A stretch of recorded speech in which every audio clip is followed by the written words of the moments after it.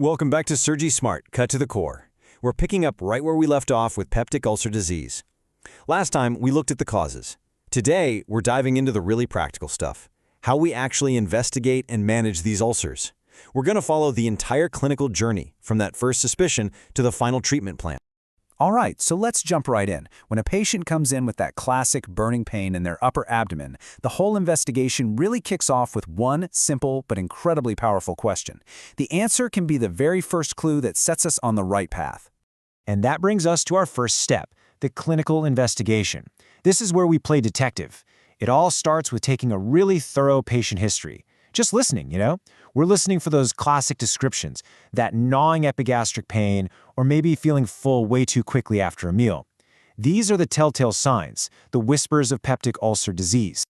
Now, this is where it gets fascinating. Depending on the answer to that first question about meals, we can start to figure out which type of ulcer we might be dealing with. For a gastric ulcer, one that's in the stomach itself, food makes the pain worse, so people tend to avoid eating and they lose weight. But for a duodenal ulcer, just past the stomach, food actually makes it feel better. It soothes the pain. So they might eat more to feel better and can actually gain weight. It's a complete opposite reaction and a brilliant clue for us. But sometimes the situation is much more serious. If a patient comes in with any of these symptoms, the rules change. We call these alarm symptoms for a reason. Things like a low blood count, any sign of bleeding, like dark stools or vomiting blood, or sudden weight loss. These are huge red flags. It means we have to act fast and investigate right away, no matter how old the patient is. So the patient's story is pointing us toward an ulcer. We've taken note of any alarm bells. But a suspicion isn't enough, right? We need solid proof. And that brings us to the next step, getting a definitive diagnosis.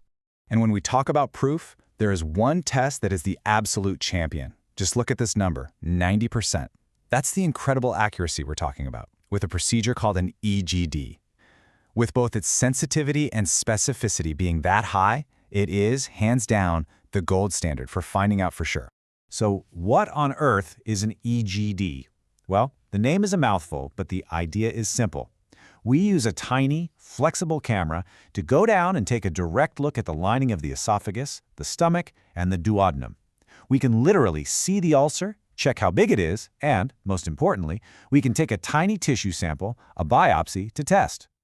This is the go-to test for anyone over 50 with new symptoms or for any patient with those alarm bells we just discussed. Now, as we know, the main culprit for many of these ulcers is the H. pylori bacteria. So a big part of our job is to hunt it down. The great news is we don't always need an invasive scope to do it. We have some very clever, non-invasive ways to find it, like the urea breath test or a stool antigen test. They're excellent tools for sniffing out this infection. And the urea breath test is particularly brilliant because it does double duty. It's not just great for diagnosing the infection at the start, it's also the best way to confirm that our treatment actually worked. A few weeks after therapy, we do the test again, and it tells us for sure if we've successfully kicked H. pylori out. It confirms the job is done. Okay, so we have our diagnosis. We've found the ulcer, and we know if H. pylori is involved. Now we shift gears from finding the problem to fixing it. It's time to talk about the management strategy, which is really a two-pronged attack. First, calm down the stomach acid to let the ulcer heal. And second, if H. pylori is there, we have to get rid of it. For that first goal, suppressing acid, the modern standard of care is a class of drugs called proton pump inhibitors, or PPIs. Now, older drugs like H2 receptor antagonists could reduce acid, but PPIs are on another level. They work by directly blocking the pumps that produce acid in the stomach. This makes them way more effective at healing ulcers, and it's why they've largely taken over. And for that second goal, eliminating H. pylori, we bring in what's called triple therapy. This is the standard first-line attack. It's a 7 to 14-day course combining a strong PPI with 2 different antibiotics. It's a smart combination because the PPI lowers the acid, which creates a better environment for the antibiotics to do their job and kill the bacteria. But what if that doesn't work? Well, with antibiotic resistance becoming more common, sometimes that first attempt fails. So we have a plan B. We escalate the treatment to what we call quadruple therapy. This adds a 4th medication, bismuth, and we use a different mix of antibiotics to try and overcome whatever resistance was there. Now, every once in a while, you come across an ulcer that is just stubborn. If it's bigger than 5 millimeters and still hasn't healed after 8 to 12 weeks of strong PPI therapy, we call it a refractory ulcer. This makes us stop and ask why.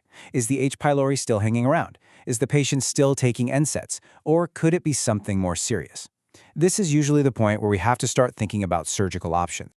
Right. So treating the ulcer is obviously critical. But a good clinician is always thinking beyond just the ulcer itself. We have to ask, what else could this be? And, just as importantly, what happens if we don't treat this properly? This brings us to the complications and other things we have to consider. And this is absolutely vital to remember. Not all epigastric pain is an ulcer. It's a master of disguise. It could be inflammation of the pancreas or gallbladder. It could be gastric cancer. And most critically, it can feel exactly like a heart attack. So ruling out these other conditions, especially the life-threatening ones, is a crucial part of the process. And if an ulcer is just left to its own devices, well, the consequences can be severe. As you can see, the most common major complication by far is bleeding. But it can also perforate, meaning it burns a hole right through the stomach wall, which is a surgical emergency. Or it can cause a blockage, preventing food from passing through. These are not minor issues.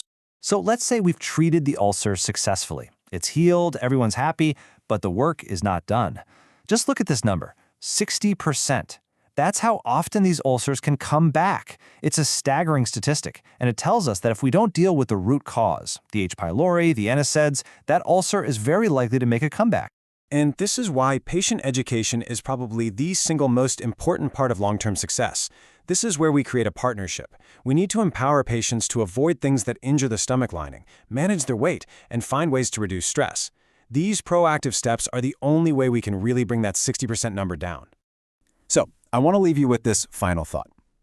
In managing peptic ulcer disease, a successful scope and a finished bottle of pills is not the finish line, not even close. The real victory, the true goal, is preventing that ulcer from ever coming back.